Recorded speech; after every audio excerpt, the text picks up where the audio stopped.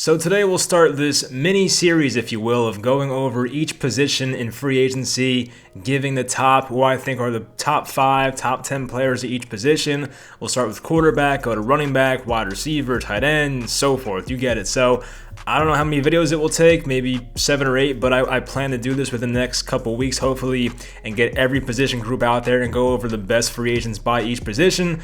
We don't know who will be franchise tagged yet, so that's definitely a problem, but I'll try to, just go over that stuff during the video. So today we have quarterbacks. Hopefully you guys enjoyed this video. Leave in the comments which quarterbacks do you think, which teams they will go to, which ones you would want for your team, and so forth. Hopefully you guys enjoyed this video, and let's get into it. So number 1, we have Dak Prescott, to no one's surprise probably. So Dak's coming off the very gruesome injury he suffered last year, and he should make a full recovery. It's what it seems like. So I was looking at the franchise tag numbers, and it's actually not that much. It was like $26 million, I think, the franchise tag a quarterback this year, due to the salary cap going down with the crazy year it's been in the NFL, not making as much money as it usually does because of the fans not being there and all that. So Dak Prescott could definitely be franchise tagged once again. Now, I've said in a previous video, the Cowboys don't have the best cap situation right now. They're paying a lot of guys like Zeke Elliott, I feel like Amari Cooper, DeMarcus Lawrence. They have a lot of guys they're paying right now, a lot of money. So that could be an issue, but I feel like they can clear up enough money to sign Dak, and hopefully for his sake they get their offensive line back healthy. Tyrone Smith, Lael Collins, Zach Martin, hopefully those guys get back healthy for him. And I just feel like they won't let him go right now. It just does not make sense. I mean, Dak was on pace to have, like 7,000 yards this year. It was something insane. Not that much, but it was insane, the numbers he was putting up. They were definitely in a lot of shootouts because Dallas's defense was terrible. And Dak Prescott, I've always said, is not a top 5 quarterback. He's somewhere near that top 10 area, but he's pretty damn good. And he's 27 years old. I just cannot see the Cowboys letting him go for nothing. I think other good spots, I've mentioned this one before, the Indianapolis Colts, I feel like that offense will be great for him. And of course the 49ers. The 49ers still need a quarterback. I don't think they roll with Garoppolo in 2021, so that would be a nice fit for him as well. But if I had to put money on it, I'm still saying he returns to Dallas on, hopefully for his sake, a long-term deal. If not, probably a franchise tag. So number 2, we have Mitch Trubisky, who's now 26 years old. We know the whole story. Former 2nd overall pick, taking over Mahomes and Watson. We've heard it 100 times by now.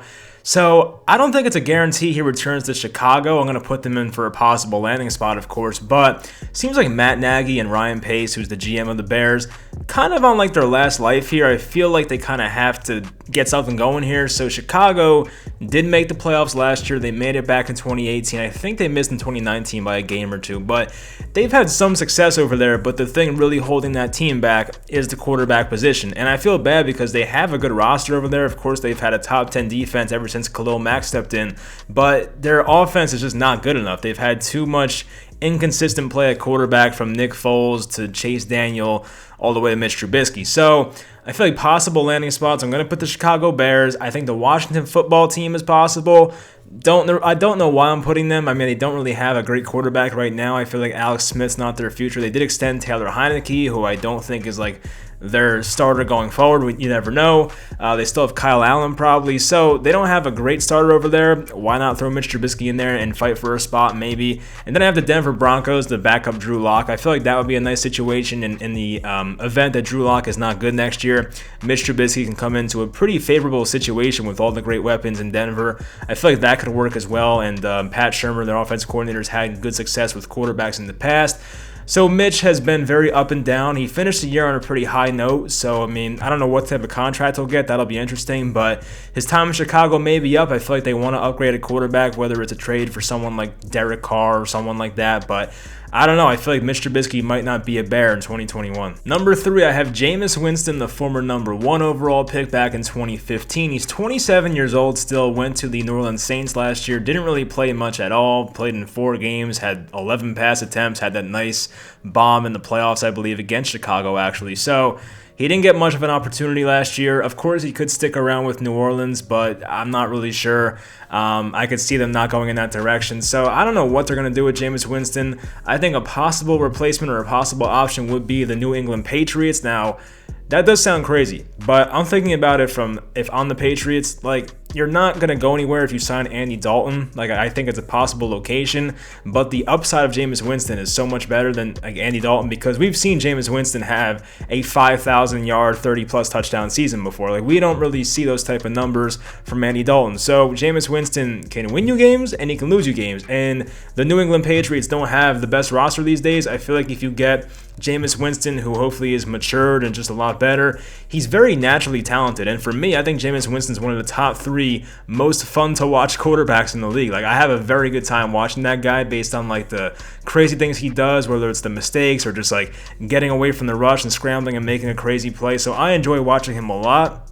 I feel like the Patriots would be in a spot where they either go like 10-6 with him or they go like 4-12. It'd be a good position to be in, because if you suck, you get a high pick. If you're good, you make the playoffs. So you get good Jameis or bad Jameis. So I feel like that could happen. And then I have Washington once again. So I mean, Ron Rivera was in his division for a long time with the Panthers, and he played for Tampa Bay Jameis. So I feel like there is some connection there maybe. Washington definitely needs a quarterback. So I don't know. Jameis is definitely not the most appealing option. I mean, if I was a GM, I'd probably want him because of the upside he has, but he didn't play last year basically, so it's hard to just know what you're getting here. And the last time we saw Jameis play, he was terrible. Now, we got the LASIK eye surgery last offseason, so maybe that fixed something for him. I have no idea, but I feel like Jameis Winston's a good shot in the dark to take. If he sucks, he sucks. If he's great, then you may have struck gold. He's a former number 1 overall pick for a reason. So we'll see who signs him. I think the Patriots make sense. If he goes back to New Orleans, I would not be shocked, but I genuinely have no idea where Jameis will go in 2021. And speaking of Andy Dalton, he comes in here at number 4, and Andy Dalton's now 33 years old. He was with Cincinnati for like a decade, basically. Went to the Dallas Cowboys on a team-friendly deal last offseason. He waited for a while, signed with them kind of late, and he did luck out into some playing time. He had 9 starts. He went 4-5, and put up some average numbers. He wasn't great. The offensive line there was not doing him any favors. I feel like he was getting sacked 3, 4, 5 times per game. But at the same time, Andy Dalton, I mean, he proved he's going to be a high-end backup in this league. I would not want him as a starter. I think those days might be over for him. But if you put Andy Dalton in the right situation with a great team around him, definitely possible you find success. But then again, you need to have a great roster, so we'll find out. So speaking of really good rosters, I had the Chicago Bears coming in at number 1. I feel like that's a possibility, especially if they move off Mitch Trubisky. Now, if I'm Chicago, I'm shooting for a higher ceiling. I don't want a guy like Andy Dalton. I'd rather trade for somebody once again. But I could see it being a possibility. I could see the New England Patriots. I voiced my opinion there as well.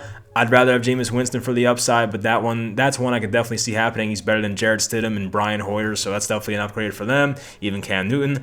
And I had the Las Vegas Raiders because I was looking at the contract before for their current backup, Marcus Mariota.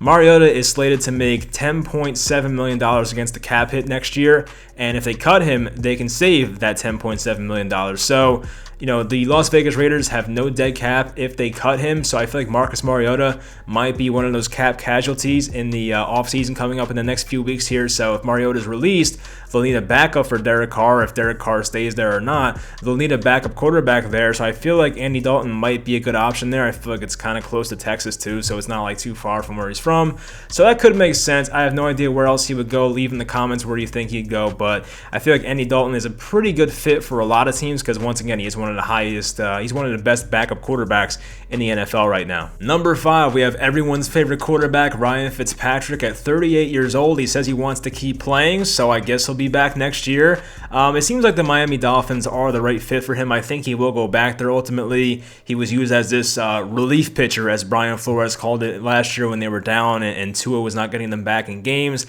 They went to Ryan Fitzpatrick. He had that great comeback on that Saturday night game against the Raiders, I believe, or Thursday or Saturday, whatever it was. It was a night game against the Raiders.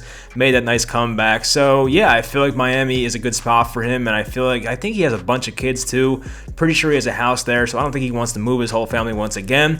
Now, New England, I can see that one happening because he's played for every other AFC East team from the Jets, the Bills, and the Dolphins. Why not go to New England? I feel like Belichick has a ton of experience against him. So maybe that's possible. And the Washington football team. So I don't know where the relation is there, what the connection is, but Washington, once again, needs a quarterback. And if they need like a stopgap type of guy, because Washington is picking like 19 this year, they're not going to get like a great quarterback in this draft unless somehow like Trey Lance falls to them. But I could see them going with Fitzpatrick. It's not the most likely thing, but I do think he ultimately goes back to the Dolphins in 2021. So I gave you my top 5. Now we have some honorable mentions here. We start with Cam Newton, who's now 31 years old. He came off the injury, went to the New England Patriots. I felt like that was a last chance for him, and that might have been his last chance to be a starter.